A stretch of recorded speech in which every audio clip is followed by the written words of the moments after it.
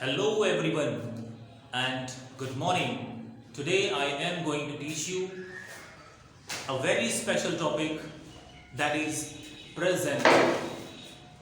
All present I am going to teach you. Present में जितनी भी चीज़ें आप पढ़ते हैं उन सभी को मैं आज आपको पढ़ाने जा रहा हूँ। पढ़ाने क्या, सिखाने जा रहा हूँ।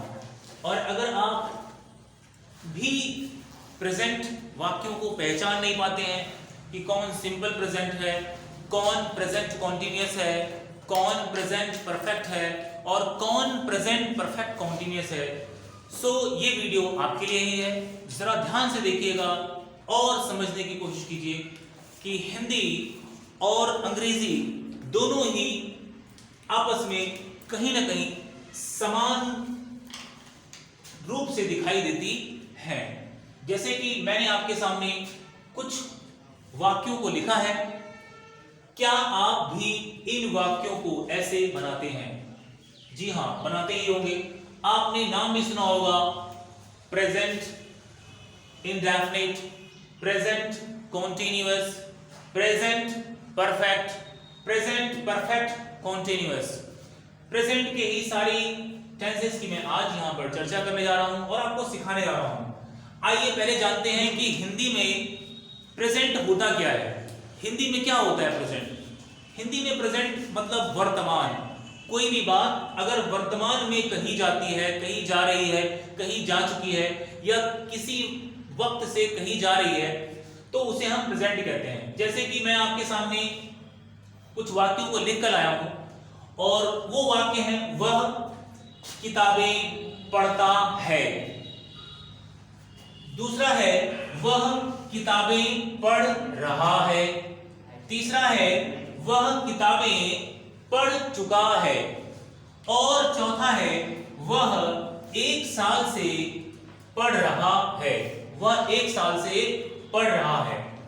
वह 1 साल से पढ़ रहा है। वह 1 साल से पढ़ रहा है। किताबें लगा देंगे तो किताबें उसका ऑब्जेक्ट हो जाएगा। वह 1 साल से पढ़ रहा है। तो आपको एक चीज कॉमन दिखाई दी होगी और वो कॉमन है और है। जहां भी आप वाक्यों को देखते हैं कि लास्ट में है, इसका मतलब है कि वो प्रेजेंट है, क्योंकि जो उपस्थित है उसी के लिए हम प्रेजेंट लगाते हैं। है मतलब होता ही है प्रेजेंट एक तरीके से। तो यहां पर है चारों जगह आपको है दिखाई दे रहा है, तो इसमें है कॉमन है। इसका मतलब है मतलब प्रेजेंट, है मतलब प्रेजेंट, है मतलब प्रेजेंट, है मतलब प्रेजेंट। हर जगह प्रेजेंट प्रेजेंट प्रेजेंट प्रेजेंट का प्रयोग हुआ है। मगर एक जगह देखिए, अब देखिए चीजें अलग हो रही हैं। Present indefinite, present continuous, present perfect और प्रेजेंट परफेक्ट कॉन्टिन्यूअस। तो आइए जानते हैं कि प्रेजेंट होता क्या है। अंग्रेजी में किसे प्रेजेंट कहते हैं? क्रिया वर्ब, वर्ब की पहली फॉर्म और वर्ब की 5वीं फॉर्म। वर्ब की 5वीं फॉर्म जिसमें एस या ईएस लगाया जाता है। अगर ये और ये आपको दिखाई देती है तो वो वाक्य किसमें है? प्रेजेंट में है। प्रेजेंट में है। मगर एक बात ध्यान देने की है कि ये चारों तो प्रेजेंट दिखाई दे रहे हैं, प्रेजेंट प्रेजेंट प्रेजेंट प्रेजेंट। मगर अब आपको देखना है, ये लिखा हुआ है इंडेफिनिट, प्रेजेंट इंडेफिनिट, जिसे बोलते हैं अनिश्चित। ये लिखा है कॉन्टिन्यूअस। कॉन्टिन्यूअस की एक पहचान होती है। कॉन्टिन्यूअस की पहचान ये होती है कि उनमें आईएनजी फॉर्म लगी रहती है। क्या लगा रहती है? ING form. परफेक्ट का मतलब होता है वर्ब की 3rd फॉर्म। अगर कोई काम प्रेजेंट में पूरा होकर खत्म हो गया है तो उसे कहते हैं प्रेजेंट परफेक्ट। और यहां पर प्रेजेंट के साथ है तो या V1 लगा रहेगा या V5 और उसके साथ में लगी रहेगी वर्ब की 3rd form, present perfect continuous. इसका मतलब प्रेजेंट का देखिए, जहां भी चारों आपको दिखाई दे रहे हैं, जहां भी चारों आपको दिखाई दे रहे हैं, इसका मतलब V1 और V5, यहां पर भी V1 और V5 और यहां पर भी V1 और V5 और यहां पर भी V1 और V5। हर जगह V1 और V5 का प्रयोग किया जा रहा है। और उसके बाद में उसके बाद में V1 के बाद में या V5 के बाद में वर्ब की थर्ड फॉर्म लग गई है, तो वो क्या हो गया? Present perfect. वर्ब की तीसरी फॉर्म देखिए यहां पे लिखी गई है परफेक्ट,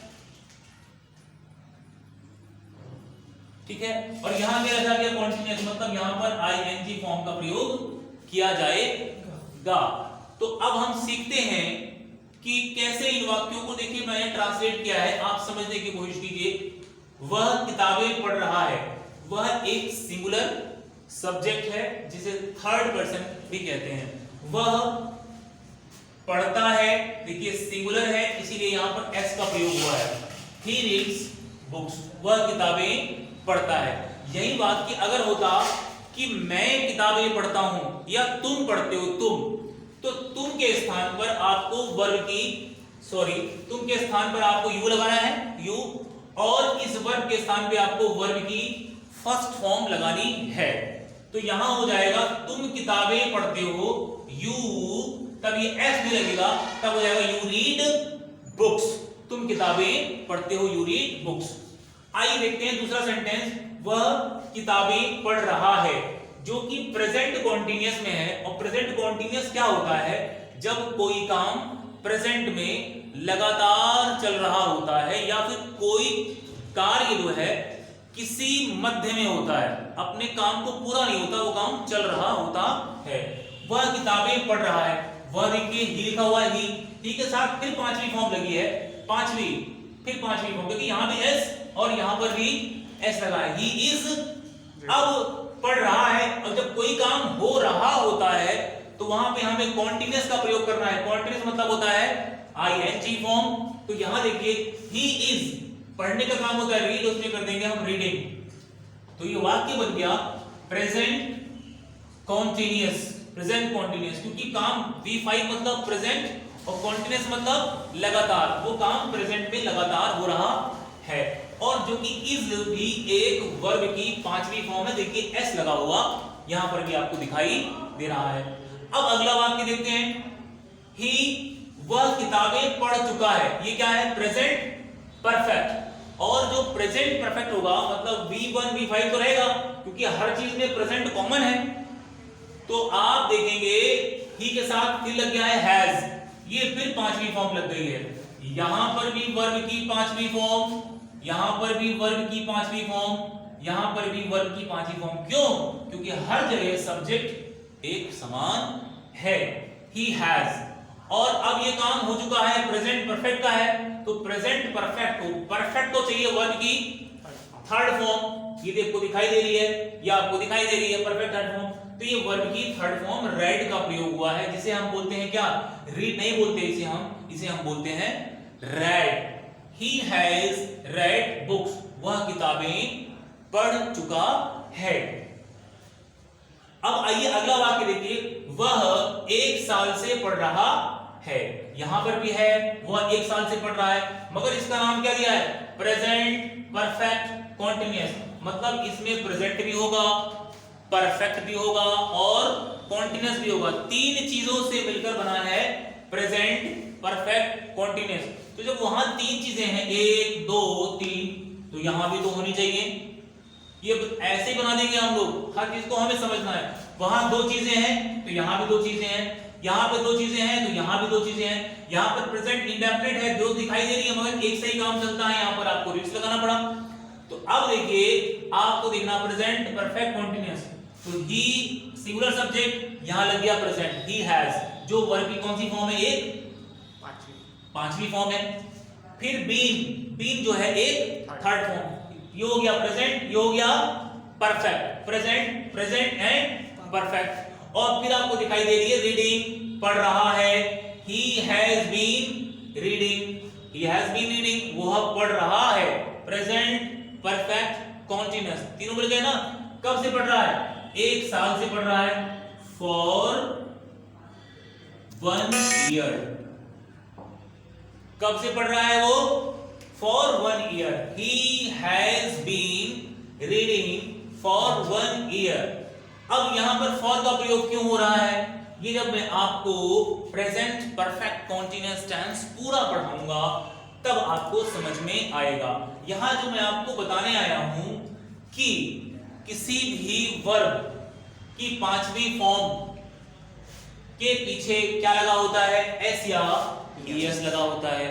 और जब यहां पर आप एक चीज देखते हैं कि कॉमन, आपसे मैं अगर एक बात पूछूं कि आप चाय पी रहे हैं या कॉफी, और आप अगर पी रहे हो कॉफी और मुझसे कहें कि मैं चाय पी रहा हूं और मैं अपनी आंखों से देख भी रहा हूं, तो क्या मैं आपकी बात पर यकीन कर लूंगा? ऐसा तो नहीं कर सकता मैं, क्योंकि मुझे दिखाई दे रही है कि आप क्या पी रहे हैं। आप पी कुछ और रहे हैं, बता कुछ और रहे हैं, मैं देख भी रहा हूं और मैंने उसे टेस्ट भी लिया है, तो मुझे पता लगेगा कि आप झूठ बोल रहे हैं। इसी प्रकार से आप देखिए इन टेंसेस को देखने वाली बात, वह किताबें पढ़ता है, प्रेजेंट इंडेफिनिट, वह किताबें पढ़ रहा है, प्रेजेंट कॉन्टिन्यूअस, वह किताबें पढ़ चुका है, प्रेजेंट परफेक्ट, वह 1 साल से पढ़ रहा है, he has been reading for 1 year।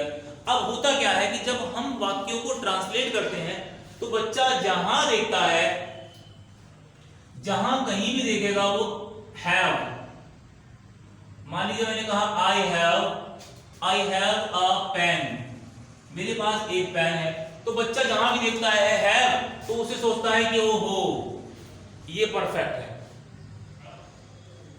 नहीं, ये परफेक्ट नहीं है, ये प्रेजेंट है, क्योंकि इसमें एक ही वर्ब लगी है, आई हैव अ पेन, ये प्रेजेंट है।